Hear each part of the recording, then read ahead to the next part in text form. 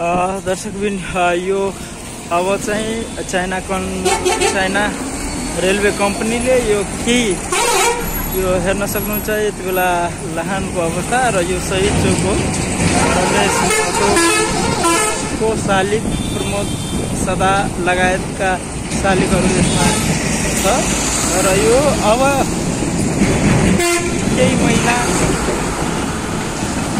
केही हप्ताभित्रै यो चाहिँ त्यहाँबाट हटाउने शहीदहरूको सम्मानको लागि जसपा पार्टीले विरोध गर्दै आएको छ। यहाँलाई व्यवस्थापन र शहीदहरूलाई सम्मान र को लागि राज्यलाई सोच्नुपर्ने हो। यहाँहरूको व्यवस्थापनको लागि चाइना कम्पनी रेलवेले निर्माण गरिरहेको यो हाइवे नेसनल हाइवेको लाई अब चाहिँ शहीदहरूलाई कहाँ राख्ने के गर्ने भन्ने विषयमा अनियोगता देखिएको छ र यो शहीदहरूलाई सम्मानको लागि अब चाहिँ